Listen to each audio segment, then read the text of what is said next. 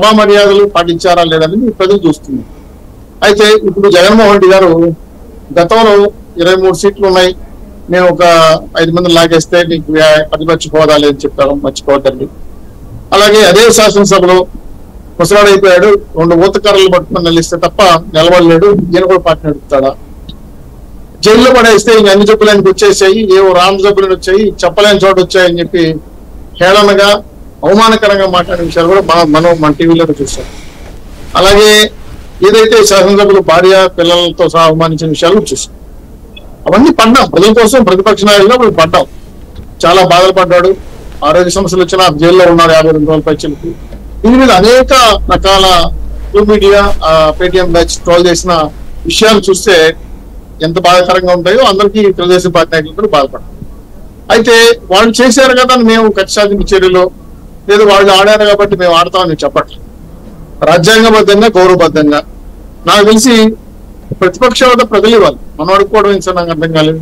అదే ముఖ్యమంత్రి పదవి కూడా మనం అడుక్కుంటూ ఇచ్చారు కదా జనాలు కూడా, ఇప్పుడు వాళ్ళు ఇచ్చారు ఒక స్థానం, మీరు ఎవరు ఏం పీకలేరు అన్నారు, జనాలు అవినీతి పీక్ పెట్టారు.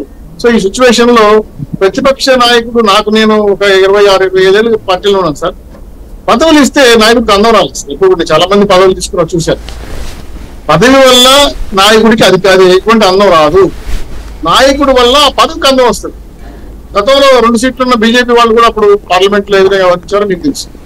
అలాగే మన శ్రీనివాసరావు గారు చెప్పిన విషయాలపైన మళ్ళీ కదా ఉదాహరణ చెప్పారు కదా, ప్రతిపక్ష హోదా స్పీకర్ విచక్షణ అధికారులకి ఉన్నాయి అన్నప్పుడు అదే స్పీకర్ వ్యక్తిగతంగా ఏ రకంగా ఇబ్బంది పెట్టారో చూశారు. వాటన్నిటిని కూడా మేము పాయింట్ అవుట్ చేసి తచ్చుకోవాలి. కాకపోతే ఎదుటి వాళ్ళని అనేటప్పుడు మనం కూడా ఆలోచించుకోవాలి కదా. మీరు చెప్పిన అంశం పెట్టిన అంశం అసెంబ్లీకి వెళ్ళండి అని ఒక నియోజకవర్గ ప్రజలు మిమ్మల్ని గెలిపించారు, ప్రజా గొంతుకి వినిపించి ఉన్న ఇచ్చిన 2 నిమిషాలు 3 నిమిషాలు మాట్లాడు, లేదా 10 నిమిషాలు లేదా కొట్లాడి 1 అరగంట కూడా తీసుకోండి. నేనైతే బాబు గారికి జగన్మోహన్ రెడ్డి గారు మాట్లాడతారంటే 1 అవర్ టైం తీసిస్తాం, స్కిప్ లేకుండా ఎవరు చెప్పకుండా ఆయన బితుసుకు చూడకుండా మాట్లాడే సంతోషిస్తాం. ప్రతిపక్ష నాయకుడు ఆయన అనలేదు, కానీ ప్రజల సమస్యలు పరిష్కరించడానికి కావాల్సిన టైం మేము తెచ్చుకోం. కాబట్టి ఆయన వస్తే మేము సంతోషిస్తామని చెప్పి సాక్షాత్ స్పీకర్ గారు మాట అన్నారు, జగన్మోహన్ రెడ్డి గారు అసెంబ్లీకి వస్తే గౌరవిస్తామని ఆ సెగ్మెంట్ మీరు చూశారు. సో ఇవన్నీ కూడా మేము గత ప్రభుత్వం అనుభవాలు వాళ్ళ గుణపాఠాలు చూసిన తర్వాత వాళ్ళలాగా బిహేవ్ తెచ్చుకోలేదు, ప్రజలకు మంచి పాలన ఇవ్వదలుచుకున్నాం. ప్రతిపక్ష నాయకుడు హోదా తీసుకుంటే వస్తుంది కానీ ప్రజల దగ్గర నుంచి ఒక ఇస్తే వస్తుందని కూడా మేము అనుకోవటం లేదు. సరే దానికి కారణాలు 10% కావాలా, ఉండాలా, జీవో ఉందా, రాజ్యాంగబద్ధం పదవాలి, అనేకమైన అంశాలపైన స్పీకరు న్యాయవాదుల్ని అదేవిధంగా రాజ్యాంగబద్ధంగా చర్చించుకుంటారు.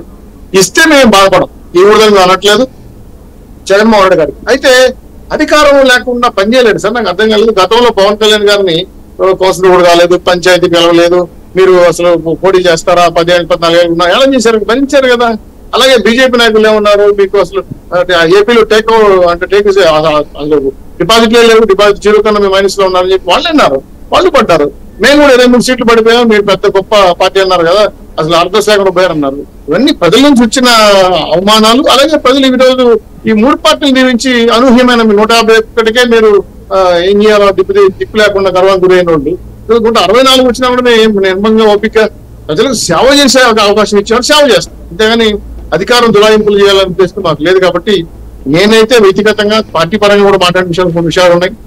స్పీకర్ విచక్షణ రహితంగా అధికారాలు తీసుకొని ఇస్తే ఎవరు